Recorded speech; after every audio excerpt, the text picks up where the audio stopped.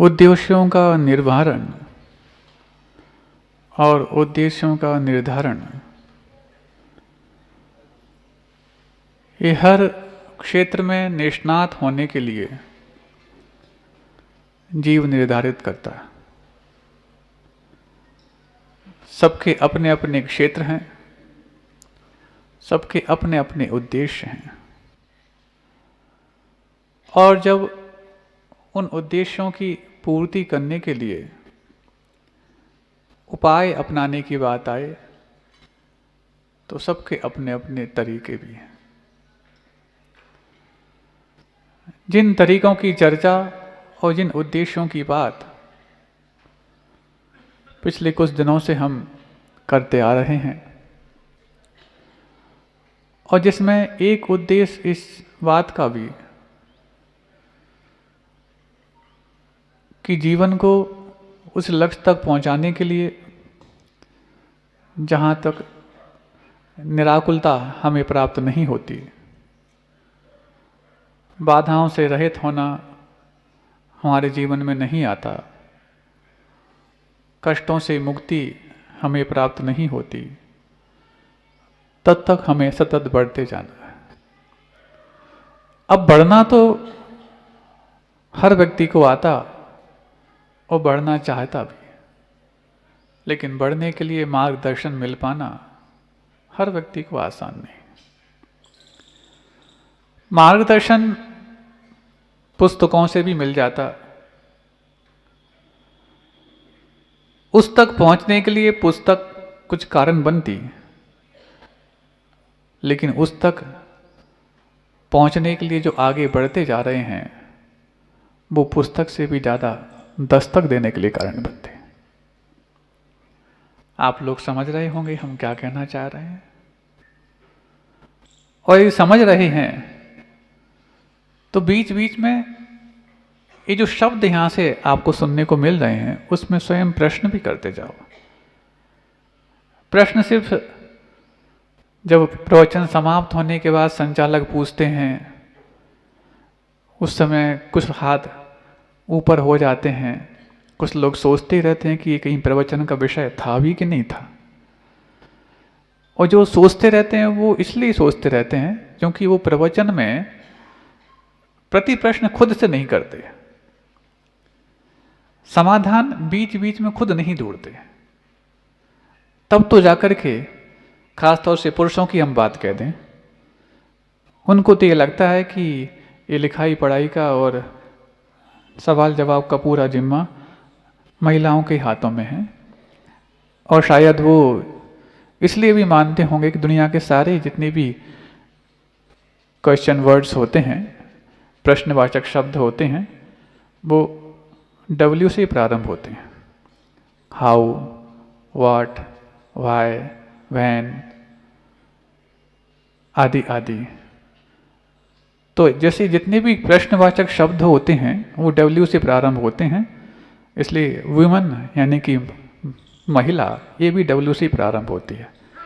और सारे प्रश्नों के जवाब हमें जब घर पे देने ही पड़ते हैं तो अभी यहाँ उन लोग को दे लेने दो, बाद में हम उनको दे देंगे, ऐसा मान के पुरुष शायद कुछ अलग ही धुन में रहते हैं।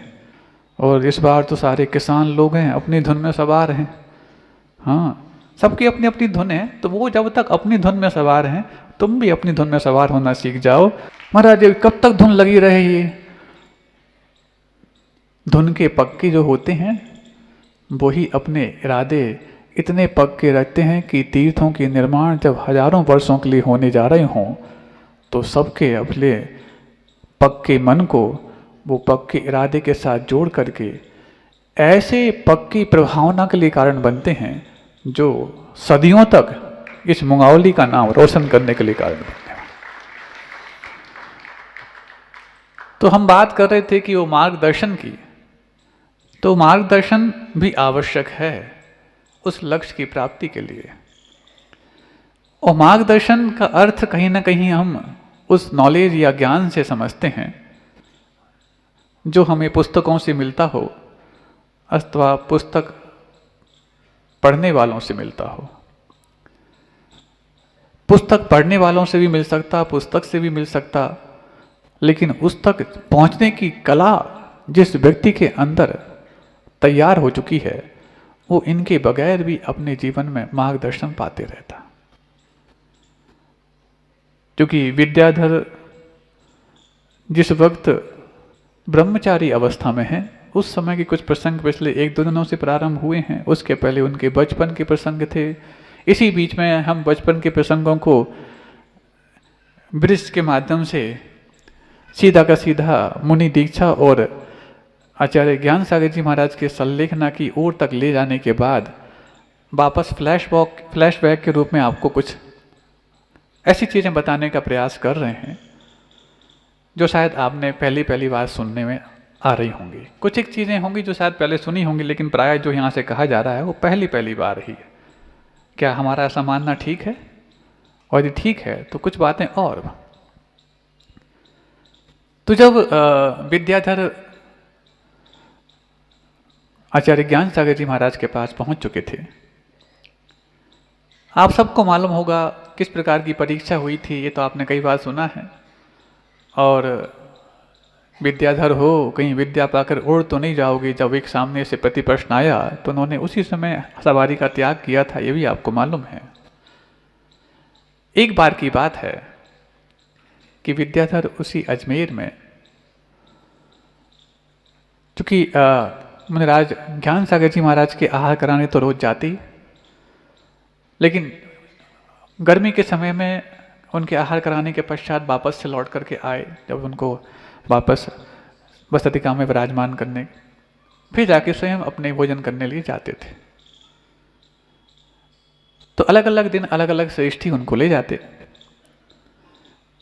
एक दिन की बात है कि एक किसी श्रेष्ठी का घर 4-5 किलोमीटर दूर होगा।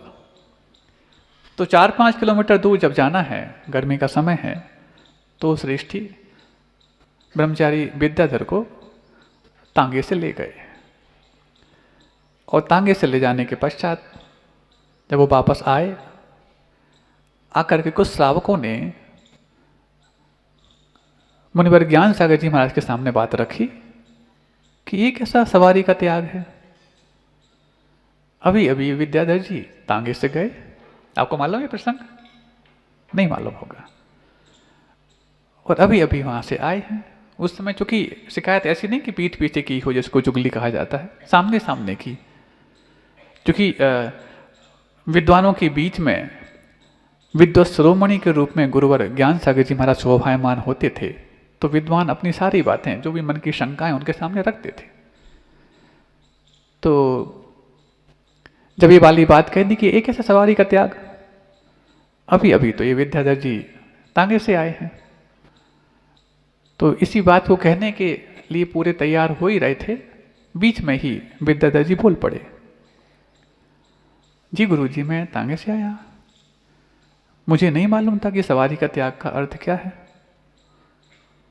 मैं तो सिर्फ इतना जानता था कि जब आपने प्रश्न किया कि विद्याधर हो, विद्या पाके उड़ तो नहीं जाओगे, तो मैंने उसका अर्थ सिर्फ इतना ही समझा था, कहीं आपसे अध्ययन करने के बाद मैं आपको छोड़ के चला तो नहीं जाऊंगा। तो आपको छोड़ के कभी नहीं जाऊंगा, इस संकल्प के लिए मैंने सवारी का त्याग किया था। और जब ये वाली बात विद्याधर ने अपने भोले मन से गुरुवर ज्ञान सागर जी महाराज के सामने रखी, तो सारे के सारे श्रावक और वो श्रेष्ठी और गुरुवर ज्ञान सागर जी महाराज मंद मंद मुस्काने लगे कि इसको बोलते हैं संकल्प के प्रति निष्ठा। कई बार होता आप लोग के जीवन में ऐसा है कि संकल्प तो हम निभा रहे हैं, लेकिन निष्ठा खो जाते हैं। और यहां पर निष्ठा पूरी बनी हुई है, संकल्प के बारे में लोग प्रश्न चिन्ह कर रहे हैं। उद्देश्य क्या है उसका? उद्देश्य, जैसे आप लोग पानी छानने का उद्देश्य, तो पानी छानने का उद्देश्य क्या है? जीवों की रक्षा है। अब पानी छन रहा है और जीव रक्षित नहीं हो रहे, तो क्या पानी छानना माना जाएगा? ये निष्ठा के बगैर संकल्प का पालन कोई मतलब का नहीं। थैली टांग दी, जीवों की फांसी लगा दी, पानी छान के पी रहे हैं, बिल्कुल। क्या ये पानी छानने का उद्देश्य पूरा हुआ? और एक प्रसंग यहां पर है कि सवारी का त्याग है, तो भी सवारी में से आए हैं, लेकिन निष्ठा पूरी ज्यों की त्यों बरकरार है। आप लोग समझ रहे हैं? संकल्प क्यों लिया है, संकल्प लेने के पीछे उद्देश्य क्या है, जब तक इसको हम नहीं समझ पाएंगे, संकल्पों के माध्यम से होने वाली कर्म निजरा को भी हम नहीं पा पाएंगे। कई इस प्रकार के संकल्प हमारे जीवन में चलते रहते हैं। अब मान लो किसी व्यक्ति ने मौन ले लिया। अब मौन लेने के बाद एक स्लेट रख ली अपने पास और एक पेंसिल रख ली। सुन रहे? अब कोई आया, स्लेट पेंसिल पे लिख लिख करके बताते गए। क्या ये मौन का उद्देश्य पूरा हो रहा? गुरुजी कई बार कहते, तुम्हें अत्यावश्यक पड़ जाए तो 2 शब्द बोल से उससे बोल देना, लेकिन ये तुम घंटों तक स्लेट लिख रहे हो, उसको घंटों तक संपर्क में रह रहे हो उस व्यक्ति से, इससे कौन सा बड़ा फायदा होने वाला? इससे तो अच्छा था कोई काम था। हाँ, इतना निज कार्य वसाद किंचित उक्त्वा विस्मृतित दुनम, ये स्टोप देश में कारिका है कि अपने कार्य वशात कुछ यदि बोलना पड़ा, लेकिन उसको तुरंत भूल जाओ।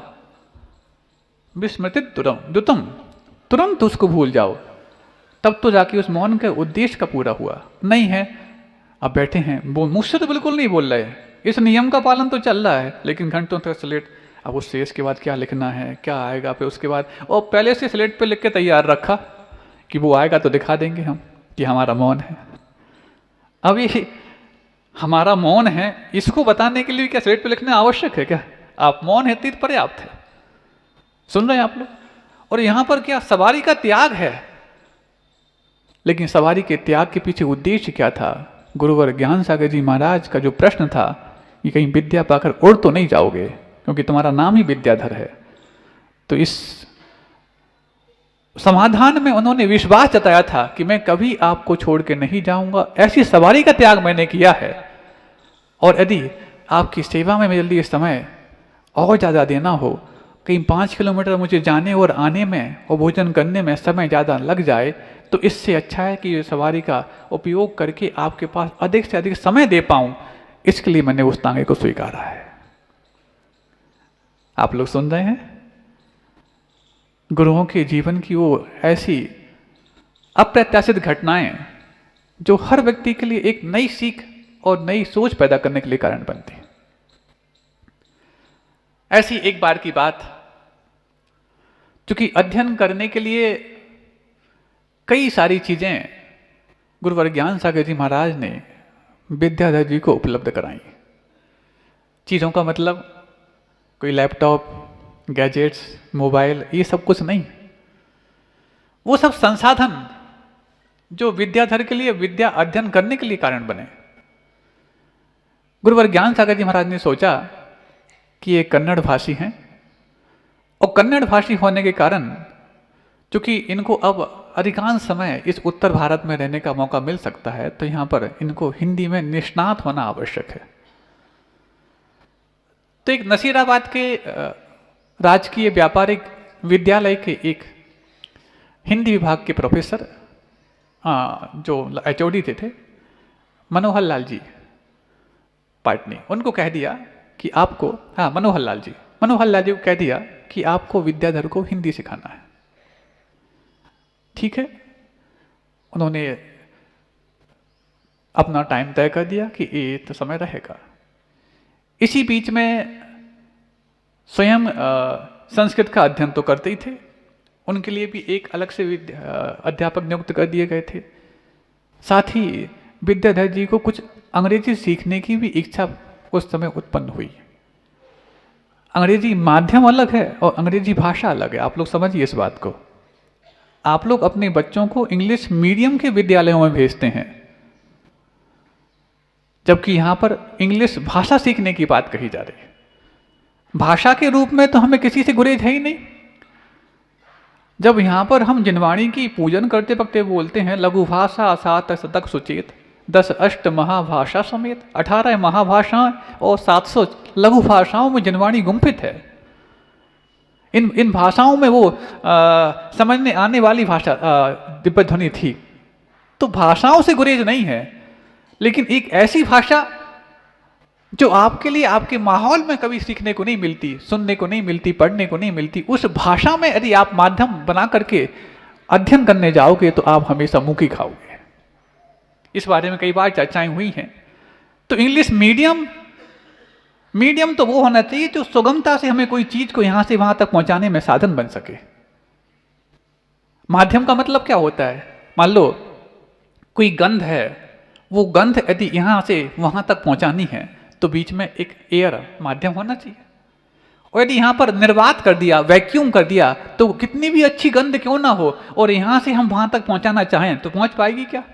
नहीं पहुंच पाएगी।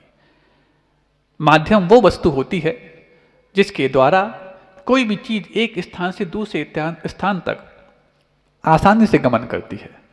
ऐसे ही कोई भी शिक्षा यदि अध्यापक के माध्यम से विद्यार्थी तक पहुंचनी है तो माध्यम वो हो जो विद्यार्थी और अध्यापक दोनों के लिए सुगम हो। लेकिन हम अपने आप को आधुनिकता की दौड़ में जिस माध्यम में स्वयं अध्यापक को भी शिक्षा देना आसान नहीं है, उस माध्यम से विद्यार्थी को शिक्षा देने की जब जिद करते हैं तो उनको शिक्षा और संस्कार दोनों की जद से बाहर कर देते हैं। तो उस समय विद्याधर को अंग्रेजी भाषा सीखने की इच्छा हुई। तो इसके लिए मनोहर लाल जी ने अपने ही उस राजकीय व्यापारिक विद्यालय के इंग्लिश विभाग के जो मुख्य थे, प्रमुख थे, उनके लिए ये कह दिया, और उनका नाम था जहाँ तक बंसल जी। तो उन बंसल जी को बोल दिया कि आपको इनको इंग्लिश सिखाना है।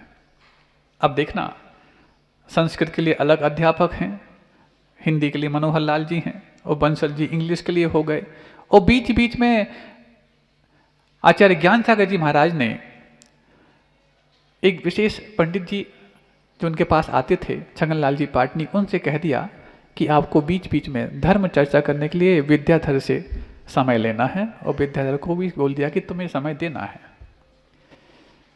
एक और भी थे पंडित जी, उन पंडित जी को भी कह दिया कि आपको भी विद्याधर से समय लेना है। अब ये 2 पंडित हो गए, 2-3 अध्यापक हो गए, और स्वयं आचार्य ज्ञान सागर जी महाराज कक्षाओं के माध्यम से विद्याधर को निष्णात बनाने के पूरे प्रयास में हैं। एक बार की बात है, उन्हीं पंडितों में से एक किसी पंडित ने पूछ लिया, अरे ब्रह्मचारी जी, दिन भर इतना अध्ययन करते हो, सुबह से लेकर रात के 10-11 बज जाते हैं, इतना पढ़ के क्या करोगे? कोई नौकरी करना है क्या? सुन रहे हो? मतलब पढ़ने लिखने का एक ही मकसद दुनिया ने तय कर रखा था कि पढ़ाई का मतलब है नौकरी करना। तो उन्होंने भी प्रश्न पूछ लिया, अरे ब्रह्मचारी जी, इतना पढ़ के करना क्या चाहते हो? कोई नौकरी करना है क्या? तो विद्याधर जिस अंदाज में जवाब देते हैं आप सबको सुनने लायक है। जब ये प्रश्न पूछा गया, कितना पढ़ के क्या करोगे, नौकरी करना है क्या? तो विद्याधर जी बोलते हैं, क्या करना है क्या नहीं करना है, इसी के लिए मैं अध्ययन कर रहा हूं।